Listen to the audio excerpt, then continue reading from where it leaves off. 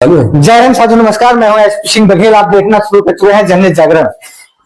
लगातार जनहित हम लोग बढ़ाने का जो काम कर रहे हैं, उसी कड़ी में जनहित जागरण के प्रदेश कार्यालय लखनऊ में महाराज जी का एक इंटरव्यू हम लोग करने जा रहे हैं। महाराज जी से निवेदन हम लोगों ने किया है, महाराज जी ने अपना समय निकाला। हमारे साथ श्री सुधाकर चतुर्वेदी सन्यासी जी महाराज इसमें स्टूडियो में मौजूद है और यहाँ पर जो गुजरात से पधारे हैं।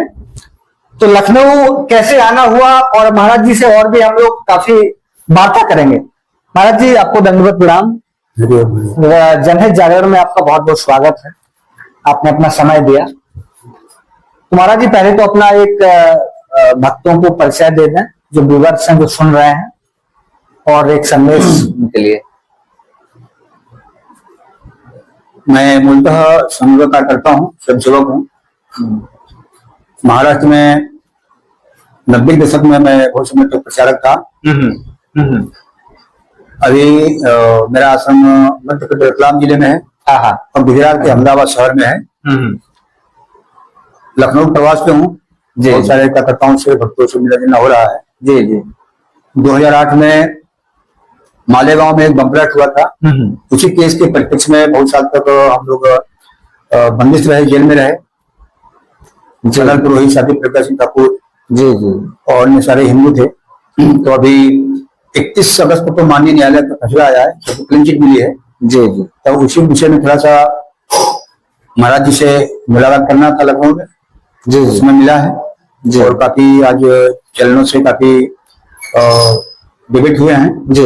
उसी परिप्रेक्ष्य में आपसे संपर्क हुआ जी। और लखनऊ प्रवास में हम व्यस्त हैं। महाराज जी, मालेगांव जो बम ब्लास्ट हुआ सन 2008 में, जी, तो 2008 में महाराष्ट्र के मालेगांव जो शहर था, उसमें जिस प्रकार से ये आपराधिक घटना घटी, उस समय जो मौजूदा सरकार थी, तो क्या उस सरकार में इस जो आरोपी थे, जो घटना में शामिल थे, उन पर क्या कार्रवाई हुई? और आप लोग जो निर्दोष थे उनको इस तरीके से आपको क्या लगता है, इसमें क्या षड्यंत्र लग रहा है कि किस प्रकार से आप उसमें कांग्रेस की सोची समझी रणनीति थी। अच्छा, सीधा आपका आरोप है कांग्रेस पर? सोची समझी रणनीति थी और भगवा आतंकवाद, हिंदू आतंकवाद जो निगेटिव बढ़ा गया था, ठीक है, वो पूरा नकली था। ठीक है। संघ को परेशान करना, हिंदुवादी को परेशान करना, संघ को बैन करना, कहीं न कहीं भारतीय जनता पार्टी की जो हिंदुत्व का चेहरा है, जो लहर है, उसको डैमेज करना एक उनकी प्लानिंग थी।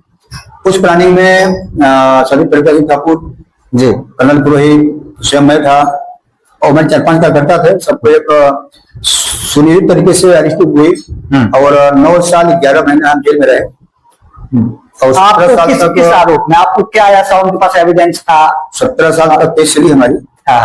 उसमें पहले केस थी एटीएस के पास में, ठीक है। 2011 में केस गई एनआईए के पास, ठीक है। एनआईए ने 2016 में अपना आरोप पत्र दिया।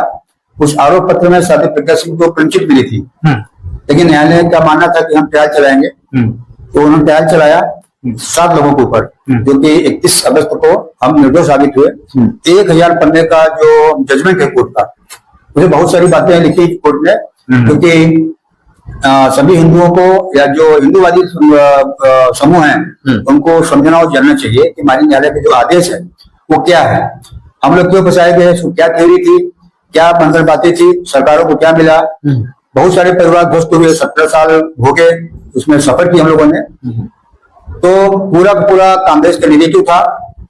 उसी परिप्रेक्ष्य में 26/11 जो ब्लास्ट हुआ मुंबई में, पेशाब पकड़ा गया था, तो 26/11 का मालेगांव ब्लास्ट का निगेटिव एक ही था। अलग अलग कहानियां थी, दोनों कहानियां बन थी।